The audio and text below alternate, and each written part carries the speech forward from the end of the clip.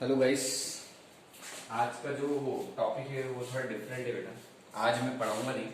आज कुछ क्वेरीज हैं स्टूडेंट्स की जो अभी इस टाइम पे अराइज हो रही है।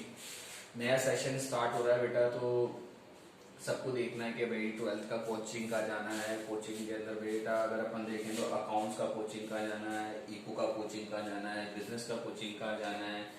तो बेटा सब लोग कंफ्यूज हैं कि भाई किस कोचिंग को हम ऑप्ट करें, किसको नहीं करें। तो बेटा कुछ सजेशन मेरी तरफ से हैं और काफ़ी स्टूडेंट मेरे भी हैं जो इस तरीके से कंफ्यूज हैं कि भाई सर क्या करना है क्या नहीं करना है, जो 11th में मेरे पास पढ़े हैं। तो ये वीडियो उस बारे में, ठीक है। इस वीडियो के अंदर बेसिकली हम क्या क्या डिस्कस करने वाले हैं कि एक तो कोचिंग्स कहाँ जानी है, दूसरा ये डिस्कस करने वाले हैं कि क्या तीनों कोचिंग एक ही जगह जा सकते हैं क्या, और इसके क्या बेनिफिट्स होंगे क्या नहीं होंगे। और तीसरा जो कंफ्यूजन है, बच्चे मेरे से बार बार पूछते हैं कि बिजनेस की कोचिंग लगाएं या नहीं लगाएं, तो उस पर बात करेंगे। और फिर बेटा एक चीज मैं ये बताना चाहता हूँ, वो भी वीडियो में कवर करेंगे कि बच्चे को कोचिंग कौन सी लगानी चाहिए और क्या चीजें हैं जो ध्यान में रखते हुए उसे कोचिंग लगानी चाहिए, ठीक है।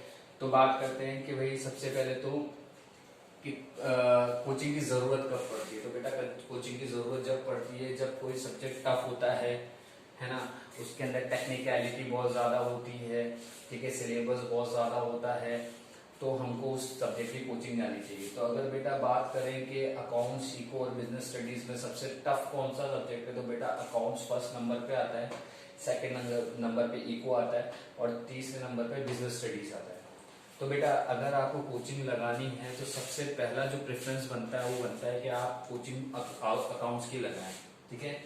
आप किसकी लगाएंगे कोचिंग? अकाउंट्स की लगाएंगे। अगर आपको इको भी जानी है, बिजनेस भी जानी है तो वेरी गुड। लेकिन बेटा अगर आप किसी भी कोचिंग को ऑप्ट करते हैं तो बेसिकली वहां देखिए क्या आपको अकाउंट्स बहुत अच्छे से समझ में आ रही है, ठीक है, तो आप इको और बिजनेस भी वहां जा सकते हैं। लेकिन बच्चा कर क्या रहा है बेटा, अभी जो मैंने देखने को आया वो क्या कर रहा है, इको और बिजनेस की कोचिंग पहले डिसाइड कर लेता है, उसके बाद वहीं अकाउंट जाने लगता है। तो बेटा ऐसा उल्टा मत करिए, सबसे पहले आप ये डिसाइड करिए कि अकाउंट्स आपको कहाँ समझ में आ रही है, उसके बाद ये डिसाइड करिए क्या वहाँ का इको का टीचर बेस्ट है या बिजनेस का टीचर बेस्ट है। बेटा अगर अकाउंट्स और इको दो जगह दो चीजें आपको बेस्ट मिल जाती है तो बेटा बिजनेस स्टडीज ऐसा सब्जेक्ट है जो पहले दो सब्जेक्ट्स के लिए कॉम्प्रोमाइज किया जा सकता है, ठीक है। बिजनेस स्टडीज ऐसा सब्जेक्ट है बेटा आप घर बैठकर भी पढ़ सकते हैं, ठीक है। एक तो बिजनेस स्टडीज के अंदर क्या है, दो चैप्टर्स ऐसे हैं बेटा जो बहुत डिफिकल्ट पढ़ते हैं, तो फाइनेंशियल मार्केट और एक फाइनेंशियल मैनेजमेंट है। उसके अलावा बिजनेस स्टडीज बहुत इजी है, आप घर बैठ के पढ़ सकते हैं, बस आपको प्रॉपर टाइम टेबल और प्रॉपर डेडिकेशन की जरूरत है। बेटा बिजनेस स्टडीज की अगर आपको फिर भी लगता है कोचिंग जानी चाहिए तो आप अकाउंट्स और इको जहाँ जा रहे हैं वहां आप इसको जा सकते हैं। अब बात करी जाए बेटा कि अगर नहीं जाते बिजनेस स्टडीज की कोचिंग तो क्या होता है।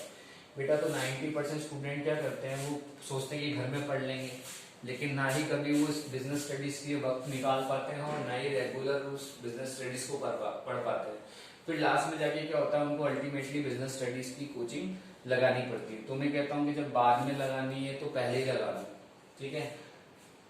और फिर मैंने आपको ये चीज भी क्लियर कर दी है बेटा कि आप कभी भी बिजनेस स्टडीज और इको की कोचिंग के लिए अकाउंट्स को सेक्रीफाइस नहीं कर सकते, लेकिन अकाउंट्स की कोचिंग के लिए आप बिजनेस स्टडीज या इको को सेक्रीफाइस कर सकते हैं और थोड़ा अपनी मेहनत से भी चीजों को अच्छा कर सकते हैं। तो ये बात हो गई कि आपको कोचिंग पहले किसकी लगानी चाहिए और आप किन सब्जेक्ट्स को वहां पढ़ सकते हैं जहाँ पे आप अकाउंट्स और इको पढ़ें। अब बात ये कर लेते हैं बेटा कि तीनों सब्जेक्ट एक ही जगह जा सकते हैं क्या। तो पहली बात कि तीनों सब्जेक्ट एक ही जगह जाने के क्या फायदे हैं। बेटा तीनों सब्जेक्ट एक ही जगह जाने का ये फायदा है बेटा, आप 3 आवर्स में फ्री हो जाते हैं। लेकिन अगर आप तीनों सब्जेक्ट अलग अलग जगह पे जाएंगे तो एक तो आपको ट्रेवलिंग टाइम लगेगा, दूसरा अगर आपके टाइमिंग्स मैच नहीं हुए अलग अलग कोचिंग के तो 1-1.5 घंटा 2 घंटा तो इन बिटवीन ही वेस्ट हो जाता है। तो जब आप घर जाते हैं तो बहुत ज्यादा थक जाते हैं, उसके बाद आपके पास सेल्फ स्टडीज का टाइम नहीं बचता। अगर तीनों कोचिंग आप एक जगह पे जाते हैं तो आपको क्या मिलता है, 3 आवर्स मतलब 3 आवर्स में आपका काम खत्म हो जाता है और आप घर चले जाते हैं और फिर आप सेल्फ स्टडीज के लिए टाइम दे सकते हैं। तो ये बहुत अच्छा एडवांटेज है कि अगर आप तीनों कोचिंग एक ही जगह जाते हैं। बेटा अभी बात की जाए तो तीनों सब्जेक्ट बेटा 11th-12th लेवल के हैं और 11th-12th के लेवल जो है बेटा बहुत माइनर लेवल माने गए हैं। तो बेटा ये कोचिंग्स हर जगह बेस्ट है। आप कहीं पर भी जाएंगे तो आपको बहुत अच्छा ही पढ़ाएंगे, ठीक है। अब बात ये राइज होती है बेटा कि किसको कौन सी कोचिंग जानी चाहिए। तो बेसिकली बेटा एक मेरा थ्योरी है, वो आप समझने की कोशिश करना। बेसिकली क्या है कि बेटा 3 टाइप के स्टूडेंट्स होते हैं, ठीक है, ए, बी और सी। ए टाइप के स्टूडेंट्स में वो स्टूडेंट्स मानता हूँ बेटा कि जो जिनका परफॉर्मेंस बचपन से बहुत अच्छा है, वो बहुत टैलेंटेड है और हमेशा से रैंकर्स रहे हैं। तो बेटा उनको क्या लगता है कि मैं सारा कोर्स पढ़ सकता हूँ, मैं सारे कोर्स को अपने दिमाग में रख सकता हूँ और सारे कोर्स को मैं एग्जाम में लिख के आ जाऊंगा और मैं इस बार भी रैंक लाऊंगा, ठीक है। तो ए टाइप के बच्चे वो होते हैं। बेटा सी टाइप के बच्चे वो होते हैं जो हमेशा से क्या हुए हैं, वो स्ट्रगल करते आए हैं पास होने के लिए। तो वो सी टाइप के बच्चे क्या करते हैं, उनको ये पता होता है कि मैं जितना भी पढ़ूंगा कम दिमाग में रहेगा, तो मैं कम पढ़ूं तो कम दिमाग में रहेगा और उतना मैं पेपर में लिख के आ जाऊं तो एटलीस्ट पास हो जाऊंगा, ठीक है। तो सी टाइप के बच्चे वो होते हैं। बी टाइप के बच्चे कौन से होते हैं? बी टाइप के बेटा एवरेज स्टूडेंट होते हैं। बी टाइप के क्या होते हैं? एवरेज स्टूडेंट होते हैं, ठीक है, जिनका परसेंटेज जो है ए और सी के बीच में लाई करता है। तो बेसिकली होता क्या है बेटा, मुझे प्रॉब्लम ए स्टूडेंट्स से भी नहीं है और मुझे सी स्टूडेंट्स भी नहीं है। ए स्टूडेंट्स को पता है कि मैं क्या हूं और उनकी स्ट्रेटेजी उसी हिसाब से है। सी स्टूडेंट्स को भी पता है कि मैं क्या हूं और उनकी स्ट्रेटेजी भी उसी हिसाब से। मुझे प्रॉब्लम है बी वालों से। बी क्या होता है? एवरेज स्टूडेंट होता है, वो हमेशा कंफ्यूज रहते हैं कि मैं सी हूं या ए हूं। तो वो क्या समझते हैं कि मैं तो ए हूं और हमेशा ए को फॉलो करते हैं।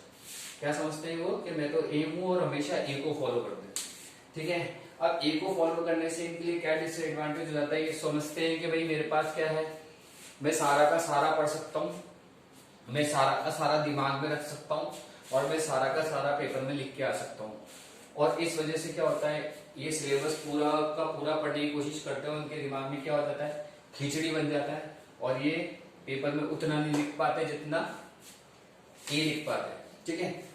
बेसिकली बी को क्या करना था? बी को ए को फॉलो नहीं करना था, बी को सिर्फ क्या करना था, सी की स्ट्रेटेजीज को थोड़ा सा फॉलो करना था कि इंपॉर्टेंट क्या है और इंपॉर्टेंट पे मैं अच्छे से प्रैक्टिस करूं ताकि वो एग्जाम में आ जाए तो एटलीस्ट वो मार्क्स तो मेरे पास आ ही जाए, ठीक है।